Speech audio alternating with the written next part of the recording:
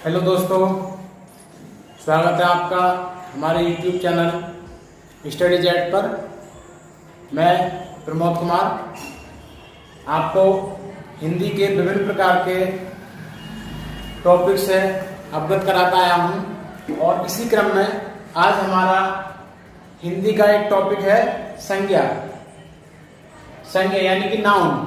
संज्ञा किसे कहते हैं? तो संज्ञा के बारे में हम बात करें। एक कहावत है इंग्लिश में, एवरीथिंग इज नाउन, यानी कि सभी कुछ जो है वो संज्ञा है।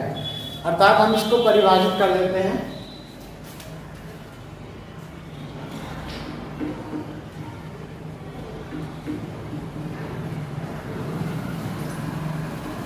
संज्ञा की परिभाषा, तो किसी वस्तु,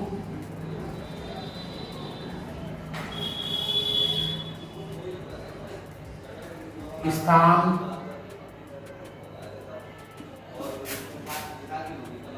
भाव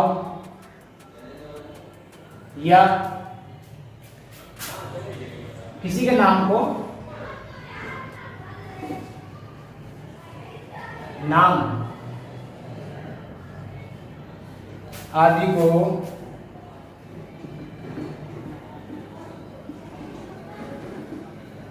संज्ञा कहते हैं।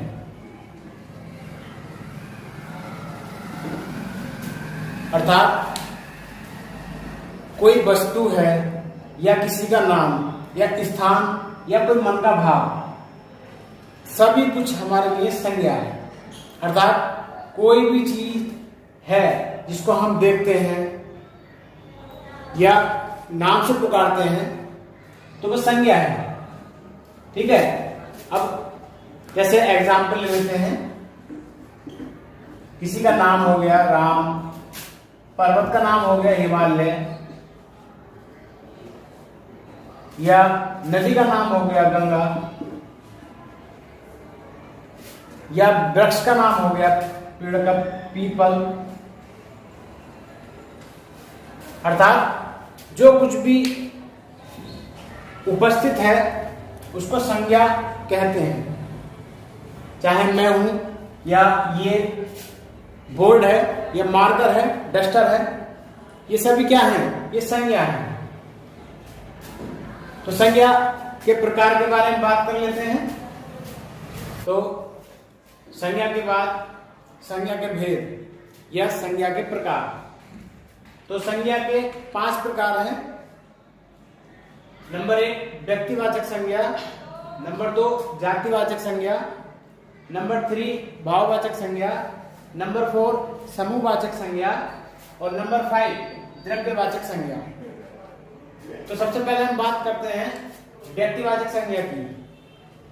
व्यक्तिवाचक संज्ञा के अंतर्गत किसी भी एक व्यक्ति या एक वस्तु के नाम को ही इंगित किया जाता है।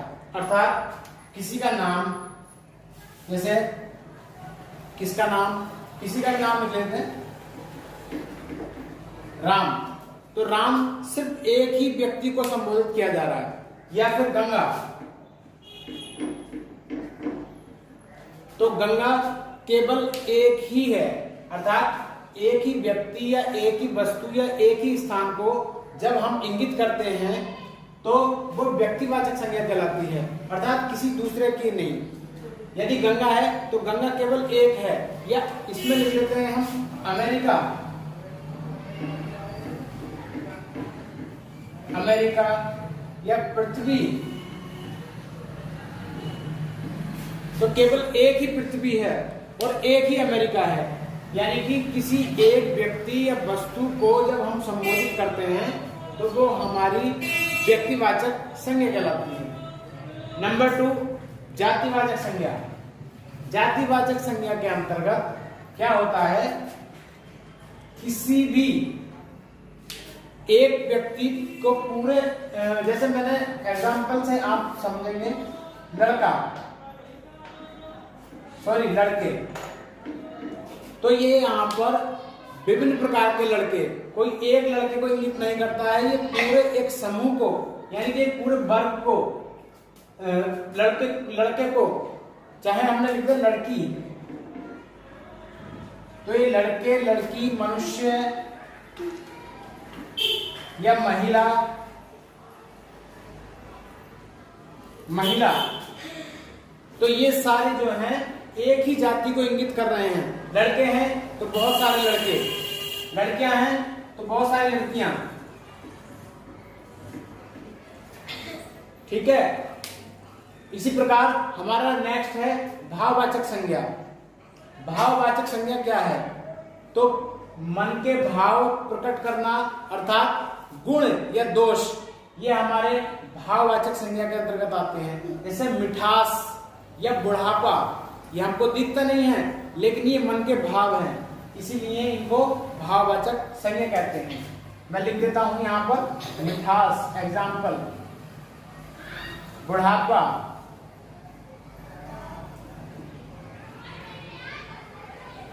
ये हमारे भाववाचक संज्ञा के अंतर्गत आते हैं। अब बात करते हैं समूहवाचक संज्ञा की। तो समूहवाचक संज्ञा, जैसे इसके नाम से ही हमें इसका अर्थ मिल रहा है, समूह, एक टोली, हम इसको बोल देते हैं जैसे सैनिक।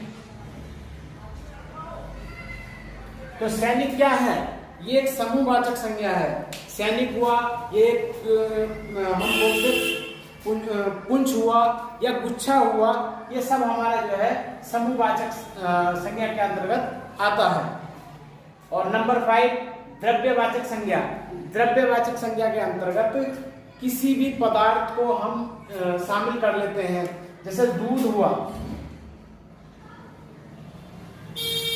दूध हमारा, और भी विभिन्न प्रकार की वस्तुएं हैं जो हमारे द्रव्यवाचक संज्ञा के अंतर्गत आती हैं। तो ये हमारे आज हमने पढ़ा संज्ञा क्या है और संज्ञा के भेद। तो मैं एक बार शॉर्टली रूप से आपको रिवाइज करा देता हूं। संज्ञा क्या है? तो किसी भी वस्तु, पदार्थ या स्थान के नाम को संज्ञा कहते हैं। दूसरा संज्ञा के भेद। संज्ञा के 5 भेद हैं: व्यक्तिवाचक संज्ञा, जातिवाचक संज्ञा, भाववाचक संज्ञा, समूहवाचक संज्ञा तथा द्रव्यवाचक संज्ञा। व्यक्तिवाचक संज्ञा में किसी एक व्यक्ति या स्थान को ही इंगित किया जाता है, अर्थात सिर्फ एक ही नाम को यहाँ पर बोला जाता है। जातिवाचक संज्ञा में एक संपूर्ण जाति का बोध कराते हैं हम।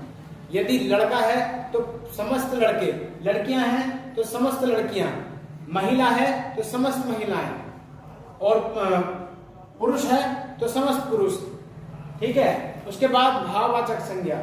भाववाचक संज्ञा में किसी के गुण या दोष या भाव को इंगित किया जाता है। जैसे मिठास या बुढ़ापा या जवानी, तो ये क्या है? हमारे भाव हैं, तो ये भाववाचक संज्ञा के अंतर्गत आता है।